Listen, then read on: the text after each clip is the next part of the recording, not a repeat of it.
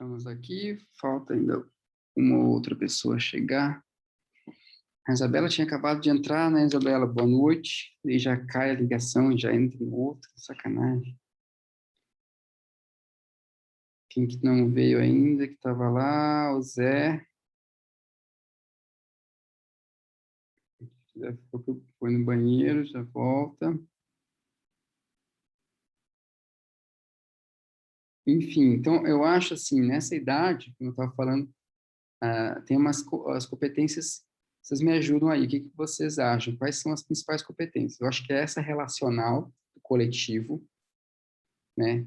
Essa que eu estava colocando, a percepção do corpo, que ela é importante sempre, mas nessa idade eles crescem muito rápido, eles ficam, às vezes, com uma questão de seletiva, né? De toque, de encostar no outro, porque às vezes herda isso um pouco uma, uma adolescência precoce que a gente vive na nossa cultura, né? De se importar muito com essas questões, que eu acho que naturalmente não teria que ter isso com 8, 9 anos, né? Mas a gente sabe como que a galera já começa a falar de namorar, né? Com 9 anos, já começa a falar de uma série de circunstâncias que são meio segregadoras, eu acho, socialmente, assim, culturalmente, né? E que tudo bem, é normal, né? Não estou sendo pejorativo, mas são nessas fases, né? Que a gente vive ali. E uma outra questão é a questão do risco. Eu acho que nessa idade tem uma questão que eles também começam a lidar com um risco diferente, claro, né? Então, pensando no risco, a gente tem essa primeira parte, que eles têm uma prudência absurda, que eles estão conhecendo o corpo deles, eles entendem o limite, e isso é muito físico, é muito deles. Então, as crianças pequenas, elas têm uma prudência, uma percepção do entorno muito grande, assim, muito grande. Eles não têm uma noção do risco, que é um caminhão vindo, uma coisa assim, né?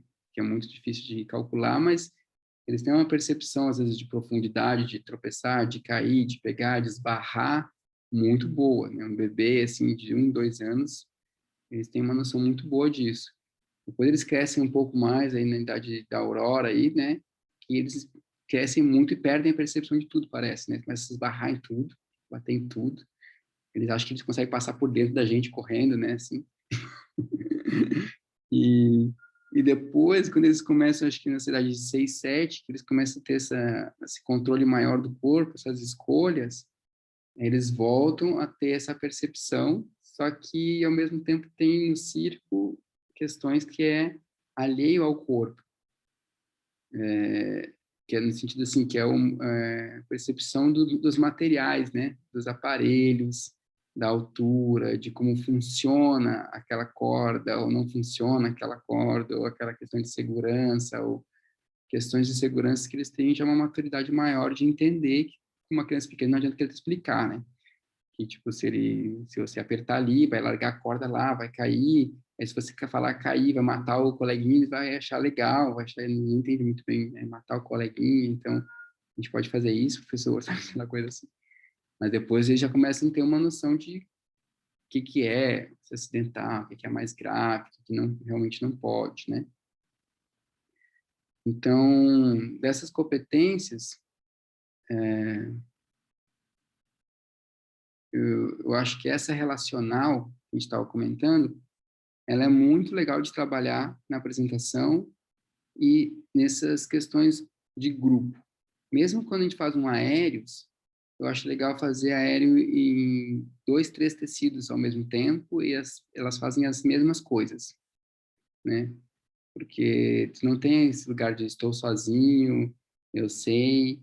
Então, o que eu faço assim, normalmente no primeiro semestre não apresenta aéreos, até porque tem uma questão aí psicológica que a gente nunca sabe muito bem o que essa criança vai fazer lá em cima quando ela vê o público, né? Então, quando ela está contigo lá 6 meses, 1 ano, tu já tem uma segurança de que a criança não vai, no meio da apresentação, travar lá em cima e dar um chabu. Porque ela já subiu várias vezes, já desceu, porque tem umas que tem muita facilidade, só que daí no dia da apresentação ela não tem facilidade nenhuma em lidar com o público, né? ela só tem facilidade com o aparelho. Daí juntou as duas coisas, pode dar um trave aí. Então, quando elas têm essa questão coletiva, dá para trabalhar não só na apresentação, mas nesses jogos que eu chamo de pré-expressivo. O que seriam jogos pré-expressivos? Seriam jogos voltados para competências ligadas à cena. Então, por exemplo, eu gosto de começar a aula correndo pelo espaço. Primeiro você começa andando pelo espaço. Aí um jogo simples, anda pelo espaço. Aí quando eu falar para, tem que fechar o olho. Daí eu falo um objeto que tem na sala, tem que apontar de olho fechado. Daí elas vão começar a apontar para umas coisas aleatórias. Daí eles começam a ficar espertos. Depois de um tempo, eles são muito espertos. Eles já sabem onde está cada aparelho, porque eles têm um olhar, né, bem melhor que o meu. Às vezes eu quero trucar eles e falar onde está, sei lá, a mochila de água que alguém largou num cantinho quando chegou, assim, sabe? Uma sacolinha. Daí os caras sabem onde tá, tipo, impressionante. Então, isso é um jogo que tu tá lidando com uma competência espacial, né? Tanto no corpo dos outros, quanto no espaço onde você está inserido. Daí, então, andar pela sala e distribuir, sabe, exercício de platô. Daí, tem que estar todo mundo espalhado, meio homogêneo. Aí, você brinca, se ficarem meio perto, vai virar o chão, vai todo mundo cair. E daí, pode até falar, o chão virou para onde? Para cá, então cai todo mundo e gira, né? E todo mundo rola e daí eles vão começar a querer sempre errar para rolar para os cantos, mas tudo bem, está funcionando, que a ideia eles estão captando, né? Esses jogos eu gosto de fazer no início da aula e faço um ou dois jogos e já vou para outra coisa, porque se ficar muito tempo fazendo esses jogos, eles não aguentam, principalmente a galera de 8, 9, 10 anos. A galera já de 10 a 14 anos, os adolescentes já começam a entender mais, fica mais desafiante e gostam mais. Então, o que é legal desses jogos, eu acho também, é que eu consigo fazer ele com gente de 8 a 18 anos. Daí eu consigo colocar umas regras para que o que são os mais novinhos, eles não vão entender a regra, eles não vão fazer, mas eles nem sabem que eles não estão fazendo e está tudo certo, né? E os maiores têm que lidar com os menores, com o corpo dos menores que não consegue fazer aquela regra. Então, o próximo jogo seria andar pelo espaço e parar de uma maneira espalhada pelo espaço homogêneo, né? Esse termo homogêneo tem que explicar, né? O que seria homogêneo? Não todo mundo junto, mais espalhado possível. E os menores no início eles não conseguem, e os maiores começam a ficar bravos com os menores, porque os menores não conseguem. Mas daí é isso que eu falo que é competência relacional, né? Porque a gente não está ali para evitar conflitos, a gente está ali para lidar com conflitos, né? Então, eles vão ter que respeitar. Normalmente eu peço para que esse tipo de jogo não tenha fala, ninguém pode falar. Então eles têm que tipo querer brigar com outros e sem falar nada, né? Como eu faço para eles não falarem? Às vezes só tu pede, às vezes tu cria um vínculo com as crianças, às vezes tu cria um jogo de que quem fala paga um castigo. Normalmente é um exercício, uma flexão, um burpee, alguma coisa assim, faz uma vaca amarela de flexão de braço, de abdominal, e eles ficam bem em silêncio, assim, normalmente. E depois disso você consegue fazer correndo pelo espaço, só que não pode encostar. Se encostar na pessoa, os dois que encostaram pagam um burpee. Faço isso, né? Então, não pode deixar ninguém encostar em você e nem você encostar nas pessoas. Eu sempre brincava antes, agora que eu me liguei nisso, sempre brincava, finge que tem uma doença mortal que não pode encostar, mas agora a gente não vai poder falar mais isso nunca mais, né? Porque tá todo mundo traumatizado. Então, a gente não vai mais poder usar esse exemplo de se infectar, porque ninguém mais quer escutar essa palavra. É triste. Mas, Não, e ainda vão ter o sacana, ainda vai ter os sacanas que vão querer infectar todo mundo. Vai não, ter os que vão sair correndo chorando e os que vão querer infectar todo mundo. por isso que é bom, assim, isso sempre acontece. Então, eu faço que tem que pagar algo que seja realmente ruim de pagar. Pode ser algo fácil. Tipo assim, se a turma é muito... fala para pagar 5 burpees, assim, daí ele sai do jogo e paga. Você chama ele e vai pagar. Eu tenho que conseguir criar um vínculo primeiro, né, com essas crianças, regras mais simples, um jogo mais simples, que eles gostem, para eles criarem um vínculo e começar a comprar a ideia. Porque se tu chega jogando uma regra assim, muito pesada, achando que eles não vão fazer nada, né? Eles travam e falam, não, você tá louco, não vou fazer isso não, e eu vou encostar mesmo, não vou pagar o burp. E aí tu vai ter que ser uma competência relacional entre você e as crianças, daí é mais difícil. Então, é sempre naquele lugar lá de começar devagar, criar o vínculo, daí a gente volta a aquelas coisas principais das crianças menores, mas elas são acumulativas, né? Eu brinco assim, são regras que vão se acumulando, não é porque tu começou com o adulto que aquilo lá não existe, né? Também, tu cria um vínculo com o adulto, tu cria todo o processo de autonomia do adulto, é bem parecido, só muda a roupagem, né? Mas então não adianta tu querer dar uma aula onde tu não tem vínculo, onde não tem relação com as pessoas, né? E eles não te respeitam, enfim. Mas uma vez que eles respeitam, tem esses jogos pré-expressivos que eu acho super legal. Então, é um jogo que funciona bastante, é tipo correr todo mundo, então né, tu vai comprimindo eles, né? Tu fala assim, não pode passar para cá. Eu vou fechando o espaço até que eles são obrigados a encostar um no outro. E outro fala assim, quem encostar congela. Também é uma coisa legal no início. Então, encostou, ficou travado, parou. Ninguém quer ficar parado, mesmo o cara mais sacana, se ele for sacaneado, ele vai sacanear um só, porque ele vai sacanear e... Porque quem encosta vira estátua, né? Não dá para te encostar no outro e o outro não encostar em você. É sempre duplo o ato de encostar, né? No mínimo em duas pessoas. Isso também é legal, porque quando a gente brinca, eu falo, todo mundo... não existe uma pessoa congelar. Se uma pessoa congelou, é porque uma outra fingiu, está enganando. Encostou nela, ou fingiu que não sentiu, ou quer enganar. Daí vai criando-se essas competências. Daí congela. Daí uma vez que eles vão correndo, né, dá para ir fechando o espaço, delimitando ao ponto que vai virando, tipo assim, uma evolução de partículas das crianças, até que elas começam a encostar, elas começam a ficar muito boas nisso. Aqui em São Paulo, eu sempre falo que é o treinamento para quando eles forem pegar o metrô na Sé. Falar, um dia você tem que pegar o metrô, vai ter que sair correndo, vocês têm que conseguir. Fala, vocês e o olho de vocês, o corpo de vocês. Vocês não conseguem correr sem esbarrar nas coisas, é uma coisa, né? Vamos começar por aí. E um outro jogo desses, assim, pré-expressivos, enfim, tem centenas, né? Mas um que eu gosto de fazer por exemplo, você tem que escolher uma pessoa para você olhar e ela não pode saber que você está seguindo ela e olhando você. É tipo o jogo do detetive. Aí depois eles ficam nesse jogo, daí eu bato palma, todo mundo para, aí bate palma quando eu bater palma de novo, ou bater o tambor, ou pandeiro, ou eu faço às vezes uns jogos batendo na caixa do Plinton, assim, para dar o tempo, né? Enfim, acho que qualquer coisa que faz um ritmo, um barulho, para dar o comando. E quando eu bater a mão, eles têm que apontar para quem eles acham que está seguindo eles. Eu sempre faço essa pegadinha, porque eles ficam tão preocupados em querer seguir alguém que não percebe quem está seguindo eles. E aí eles ficam confusões, tipo, super confusos, né? Quem que está me seguindo? Estou tão preocupado em seguir aquela pessoa e não, que eu não sei se alguém está me seguindo. Depois que tu faz isso uma vez, eles já vão começar a ficar bem espertos.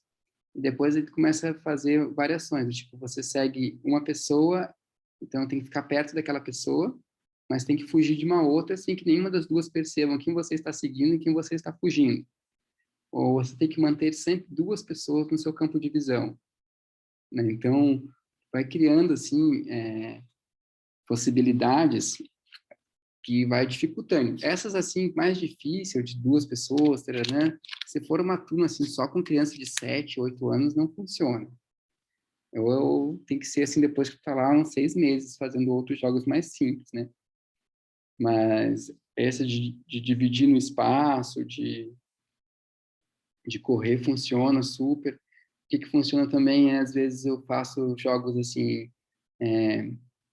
temporais, no caso, andando com o tempo. pisa, pisa, pisa, daí conta até 8, pode andar em 8 plano médio, em 8 plano baixo, né? Então, conta até andando pelo espaço. Então, 8 tempos vocês estão no plano alto, 8 tempos no plano médio, 8 tempos no plano baixo. Mas tem que exemplificar, é claro, né? O que é cada plano, as crianças de 7, 8 anos, eles não vão saber. Tem que fazer com eles, normalmente, e exemplificar.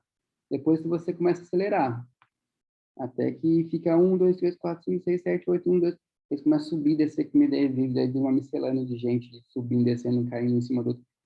Então, esse é um jogo um pouco mais avançado, que é legal começar com um jogo de andando pelo espaço, porque senão nessa hora vai virar uma montoeira de gente se empacotando, né?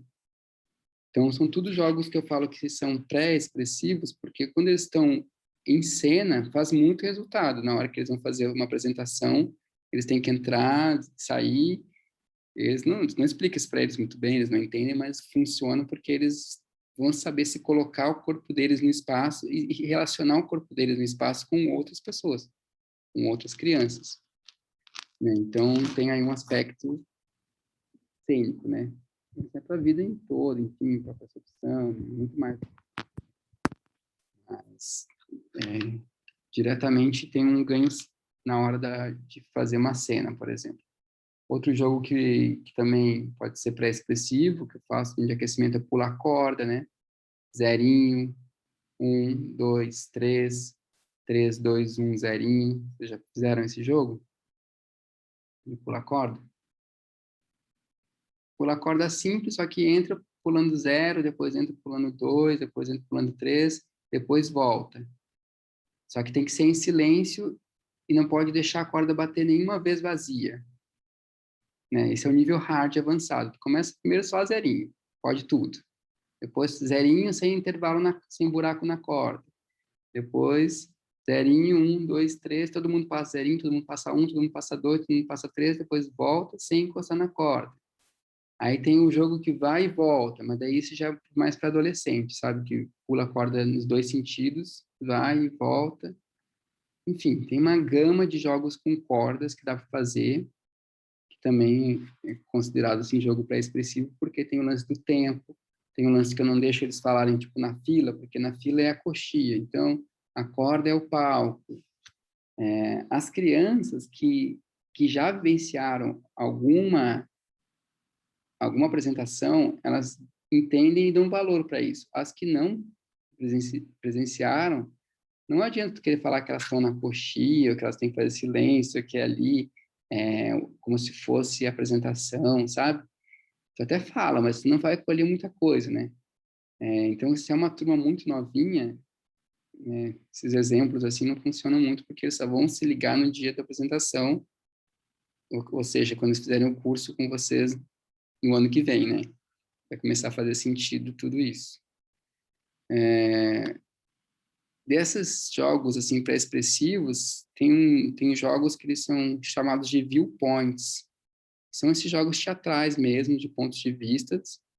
Tem vários jogos que é o da Viola Spolin também, que ela tem um monte tem um monte de livro com tipos de jogos que também a gente consegue criar jogos espaciais, no sentido assim, eu crio um lugar que normalmente é o palco e dali não pode sair, por exemplo. Então, vai correr, fazer o jogo de corrida, de se espalhar no espaço, mas não pode pisar fora daquela limitação. Daí quem pisa fora, acontece alguma coisa. E Qual que é o nome, Márcio? Você pode repetir, por favor? Da autora que você falou desse livro? é a Viola Spolin. Viola Spoleto. Ela tem bastante bibliografia nesse sentido de jogos teatrais. Eu acho que jogos teatrais é muito legal. E aí tem outros jogos que criam cenas, né? Que dá para fazer com eles também. Mas normalmente eu não consigo fazer muitos jogos que criam cenas porque isso envolve tempo. E como a gente vai dar aula de circo, eles querem fazer circo. Então, se você ficar muito tempo fazendo um jogo de aquecimento, um jogo para criar cena, um jogo quando vê acabou a tua aula e eles não fizeram acrobacia, não fizeram tecido, que eles foram lá para isso, não começa a ficar chateado. Daí, então, eu deixo assim que essa parte meio do teatral se resume a esses jogos de aquecimento. E também, às vezes, eu faço os aquecimentos assim de queimada, né?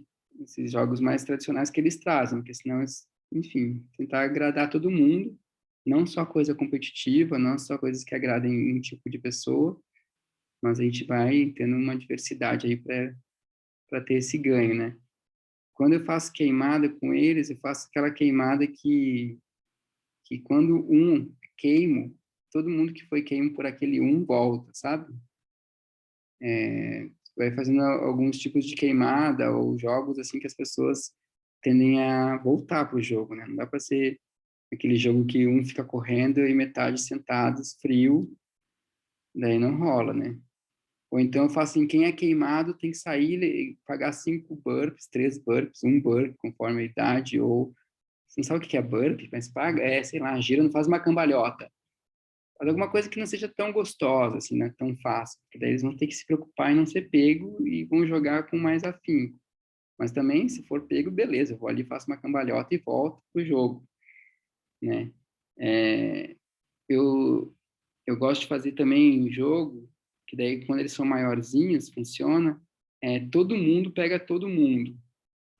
Também funciona. Quando tem uma coisa para pagar, por exemplo, mas eu faço assim uma coisa mais simples. Quem for pego, só tem que deitar no chão e levantar, por exemplo. E todo mundo pega todo mundo. Então, tipo assim, fica todo mundo correndo, querendo pegar todo mundo deitando, subindo, deitando, subindo, deitando, subindo. Em 3 minutos, a galera já tá morta, porque é um jogo que eu falo que é meio ninja, porque tem que ficar cuidando para ninguém encostar em você e você querer encostar nos outros, né? Daí, normalmente, tem que delimitar uma área, porque tem aquele que vai se esconder em algum lugar. E eu sempre falo, aquele que se esconder ou que evitar o jogo também vai pagar, né? Tipo assim, é quem é pego ou é quem foge do jogo. Porque a pessoa não tem a escolha, né? É claro, né? Tô falando isso assim, quando tem aquela criança que está começando a fazer a aula, tem alguma questão na qual você sabe que ela não quer jogar, por ter alguma questão maior, você nem faz o jogo, né? Só depois que está todo mundo já meio envolvido, que sabe que um ou outro fala que não quer jogar por frescura, porque não está afim. O outro tem a intimidade de ir lá e perguntar, por que você não quer jogar? Ou senta aqui, hoje observa, enfim.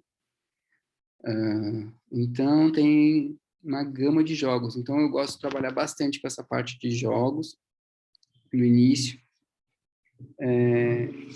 E depois, na parte de acrobacia, eu faço mais técnica, assim, já dá para fazer umas pistas, né? Eu acho legal trabalhar até com pista acrobática, porque a gente intercala, um pouco é com pista, um pouco é todo mundo junto, né? Então, assim, com essa idade, a pista já funciona, porque é aquele momento que eles estão ali se concentrando no corpo deles, no que eles estão fazendo, né?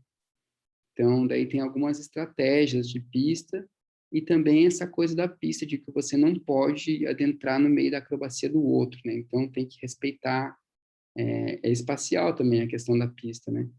Eu não posso andar por meio da pista, correr no meio da pista, parar no meio da pista, voltar na contramão. São questões, assim, que parecem meio, né, ortodoxas, mas a gente começa a trabalhar com acrobacia de risco, né? Se a pessoa começa a fazer um rodante, flick, não dá para alguém cruzar na frente, né? Não dá para não ter noção do que está acontecendo no espaço.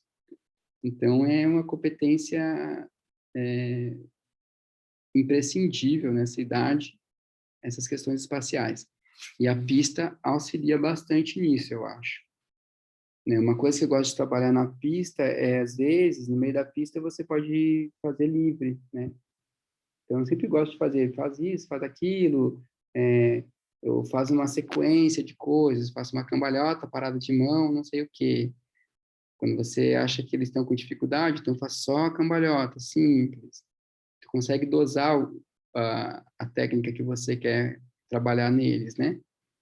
E também dá para fazer, eu faço uma pista assim, agora dançando uma música, como que eu vou fazer? Você nem fala nada, só coloca uma música. Faz exatamente essa sequência que você estava falando, mas nessa música aqui, no ritmo da música. Eles falam rolamento, salto afastado, estrela, no ritmo da música.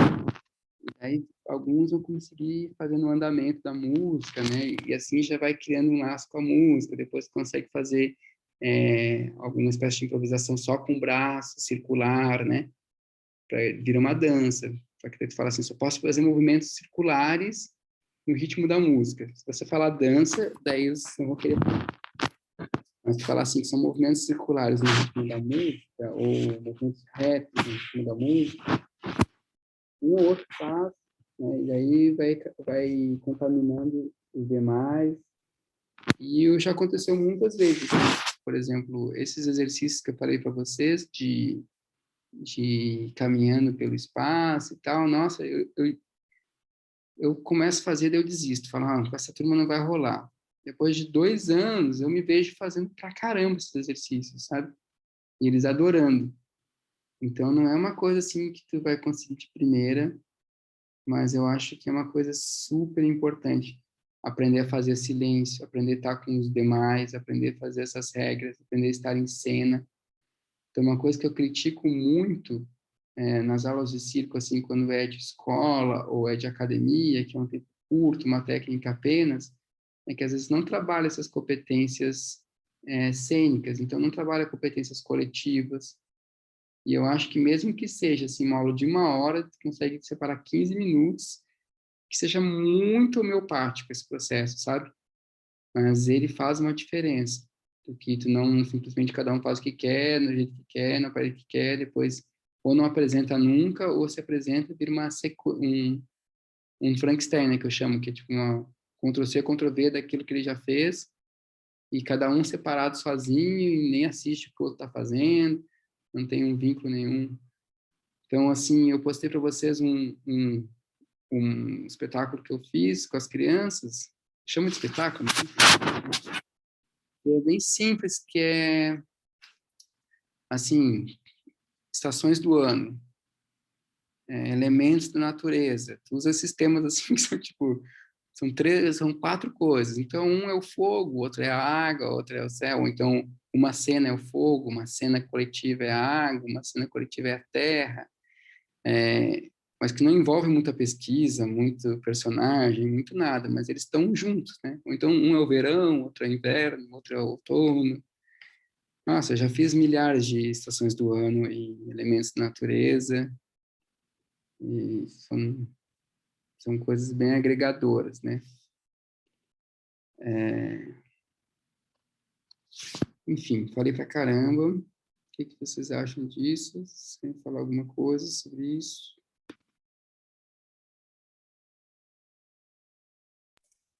Acho legal essas ideias de exercícios coletivos, que eu acho que também quebra um pouco uma coisa egoísta, sabe? Senão só você faz, aí você quer ser o bom, aí não sei o que, sabe? Aí você começa a entender que o divertido também de apresentação, né? É sempre estar fazendo junto, né? Mais do que você ser a grande estrela. Eu fico um pouco nessa, assim. Também gosto de trazer esses exercícios pré-expressivos, né? Acho que também por conta da formação em licenciatura em teatro, acho que isso ajuda bastante. E nessa idade, assim, aquela... Em geral, com criança é assim, né? Mas nessa idade tem que ficar... Tem que ser bem aikido, sabe? Assim, no sentido de você conduz o soco sem parar, né? O soco, digamos assim. Porque quando eles não querem fazer, se você ficar falando, dando sermão, obrigando, nossa, daí tu cria um inimigo. Mas aí o que eu faço é aquela coisa, né? Põe foco naqueles que estão fazendo junto. Tu quer fazer só vocês duas, só vocês dois? Quer fazer sozinho? Olha, eu gostaria que fosse com todo mundo, que eu acho que vai ser mais legal, mas tudo bem, você faz sozinho, né? Às vezes, dependendo do grau que vocês têm, não adianta querer criar umas regras rígidas. Ao mesmo tempo, não. Quando tu tem ali um grupo, igual eu tenho lá na fábrica, é 30 crianças, e eu dou aula, e as turmas vão se renovando. Então, eu tenho ali 10%, 15% que é aluno novo. Então, eu consigo criar uma certa regra que eu sei que 90%, 80% vai fazer. E se aqueles 10 não quiserem, eles vão meio que se obrigar a fazer, né? Porque, assim, tipo, uma regra, tipo isso, tu é obrigado a fazer com todo mundo. Então, primeiro, tu pode fazer uma cena sozinho, mas vai ter que ter uma cena com mais de 2 pessoas. E daí, em meio daquele mundaréu de gente, todo mundo fazendo, a pessoa acaba entrando, ela começa a perceber que vai dar certo e tal. Já teve casos assim que tu percebe, né, que a criança tem uma questão ali, né, emocional, alguma trava, alguma coisa que não é assim normal, né, no sentido às vezes, sei lá, questão física, enfim, mil coisas, né, até a história, sei lá, de relação familiar, de abuso, enfim, um monte de coisa que pode acontecer, né?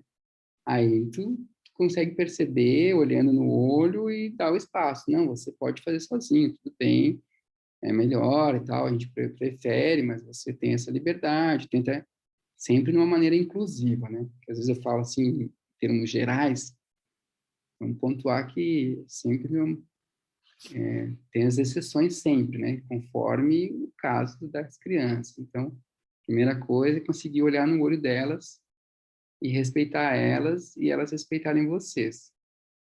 Daí fica meio fácil de saber se tu consegue obrigar ela a fazer um negócio coletivo ou não, né? Porque às vezes tu vê que ela tá querendo mesmo e é só precisa de um empurrãozinho. Outras não, outras ela tem que falar que não, tem mais, ficar ali um ano sem fazer até que ela vai. Outras ela tem realmente uma questão na qual ela precisa de um tempo maior para digerir alguma questão dela, né? Mas, Posso fazer um comentário? por favor. Que eu achei muito legal, que acho que essa questão, tanto essa que você trouxe agora, né, dessas questões muito individuais dos alunos e trazer isso para trabalhar.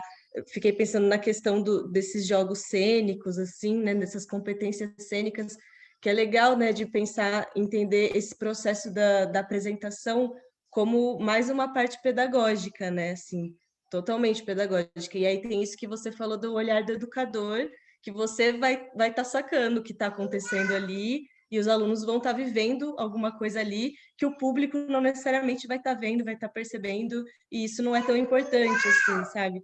E eu acho. Espera só um pouquinho, filho. Você quer mingau? Espera só um pouquinho.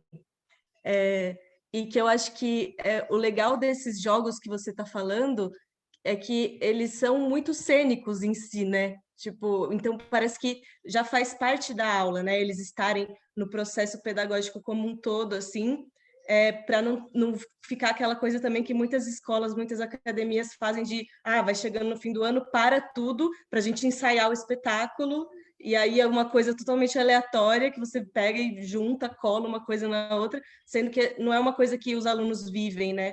Assim, nas aulas cotidianamente, assim, então acho bem legal pensar isso que você está trazendo, assim, como uma coisa que faz parte mesmo, assim, da aula. Né? Eu gosto bastante de falar, mas é porque eu trabalho nesse lugar que eu tenho essa liberdade, né? Na fábrica de cultura, enfim, as crianças estão lá porque elas querem, aula de circo, tem 3 horas, 2 vezes por semana, tem todo um vínculo muito forte. Mas eu sempre falo que o circo, ele é quando é o espetáculo, né? A gente faz tudo para o espetáculo. Então, desde a pista, às vezes eu falo, coloco uma música e falo, imagina, já fazer isso na apresentação. Como que é essa cambalhota, né? Então, eles fazem a cambalhota, já começa a se ligar.